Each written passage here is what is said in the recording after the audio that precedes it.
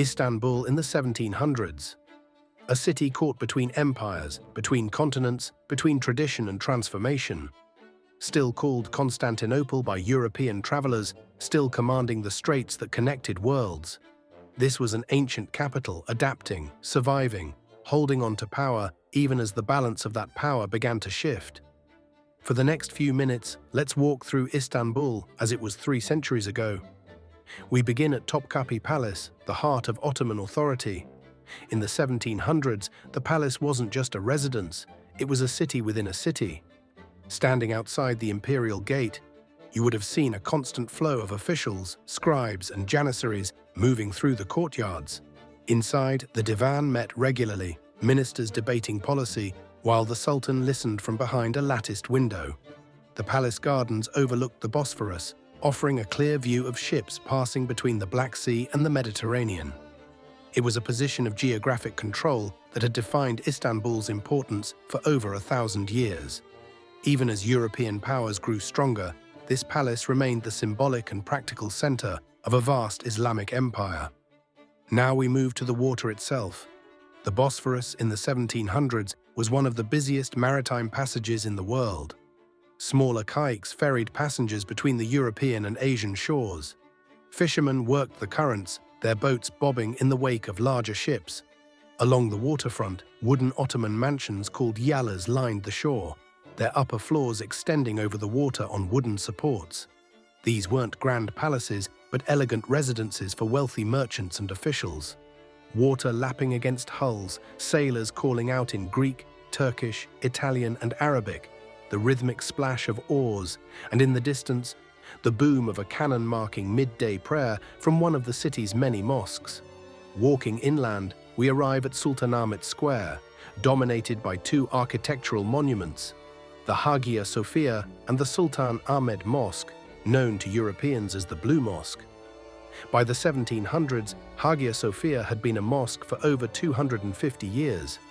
Its massive dome and 4 minarets rose above the surrounding neighborhood, a Byzantine cathedral transformed into an Islamic house of worship. The square itself was open but not empty. People crossed it on their way to prayer, to the nearby hippodrome, or to the markets beyond. Vendors sold drinking water from large decorated jugs. Street dogs, famously tolerated in Istanbul, wandered freely, fed by locals as an act of charity. Now we enter the covered labyrinth of the Grand Bazaar. Even in the 1700s, this was already one of the oldest and largest covered markets in the world. Inside, the air was thick with the smell of spices, leather, tobacco, and incense. Narrow lanes branched in every direction, each dedicated to a specific trade. Jewelers displayed silver and turquoise. Textile merchants hung carpets from Persia and silk from Bursa. Coppersmiths hammered trays and coffee pots, the metallic rhythm echoing through vaulted ceilings. Bargaining was expected, conducted in Turkish, Greek, Armenian, or Ladino, depending on the merchant. The bazaar wasn't just Ottoman, it was a meeting point for communities. Beyond the grand monuments, most of Istanbul was built from wood. Narrow streets wound between 2- and 3-story houses, their upper floors projecting outward, nearly touching the buildings across the lane. These weren't planned neighborhoods.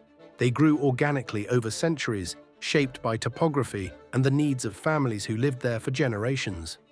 Walking these streets meant navigating tight passages, sudden staircases, and dead ends that opened unexpectedly onto small squares with neighborhood fountains.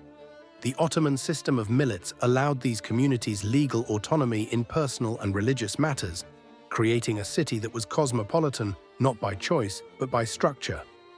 Across the Golden Horn stood Galata, the historic quarter where European merchants had established themselves centuries earlier. The Galata Tower, a Genoese structure from the 1300s, still dominated the skyline. By the 1700s, this area housed foreign embassies, trading companies, and a growing population of expatriate merchants. French, English, Dutch, and Venetian traders lived here, conducting business with Ottoman authorities while maintaining their own churches and social clubs. The architectural style shifted noticeably. Stone buildings with European facades stood beside traditional Ottoman structures. Taverns served wine openly. something rare in the predominantly Muslim quarters across the water. The language on the streets was a mix of lingua franca, Italian, Greek, and Turkish. This was where cultural exchange happened, sometimes peacefully through trade and diplomacy, sometimes tensely as European powers increasingly saw the Ottoman Empire as declining and vulnerable. The Ottoman officials tolerated this foreign presence because it brought wealth and goods, but also watched it carefully, aware that these same Europeans were expanding their influence throughout the Mediterranean. We climbed toward one of Istanbul's highest points to reach the Suleymaniye Mosque, built by the great architect Sinan in the 1550s. By the 1700s, this was already considered a masterpiece of Ottoman architecture. The mosque complex included a library, a hospital, a caravanserai, and the tombs of Sultan Suleiman and his wife Hurrem. Standing in its courtyard, you could see the entire city spread below, the Golden Horn to the right, the Bosphorus ahead, the Sea of Marmara to the left. Inside, the dome seemed to float above the prayer hall, supported by carefully calculated columns and arches. Light filtered through hundreds of windows, creating an atmosphere that travelers described as both monumental and serene. The complex was maintained by a waqf, a religious endowment that funded not just the mosque, but also the social services it provided. This system, replicated across the empire, meant that Istanbul's great mosques weren't just places of worship, but centers of community support, education, and charity. Finally, we walk along the ancient Theodosian walls, the massive fortifications that had protected Constantinople for over 1,000 years. By the 1700s, parts of these walls were crumbling, gardens grew in the moats, and houses had been built against the ancient stones. But they still stood as a reminder of the city's layered history, Byzantine, Ottoman, and everything that came before. People lived their daily lives in the shadow of walls that had witnessed sieges, empires rising and falling, and the slow transformation of Constantinople into Istanbul. This is Istanbul in the 1700s, a city that had been a capital for over 1,500 years, that had survived conquests, plagues, fires, and earthquakes. A place where Ottoman authority, European ambition, and diverse communities created something that existed nowhere else in the world. The empire was changing. European powers were growing stronger. New ideas about government, science, and society were beginning to challenge old certainties. But Istanbul remained, vast, complex, and alive with the rhythms of commerce, faith, and daily survival. This reconstruction brings us as close as possible to seeing the city as it truly was. Not as a museum, but as a living place where history wasn't something to be studied, but something people moved through every single day.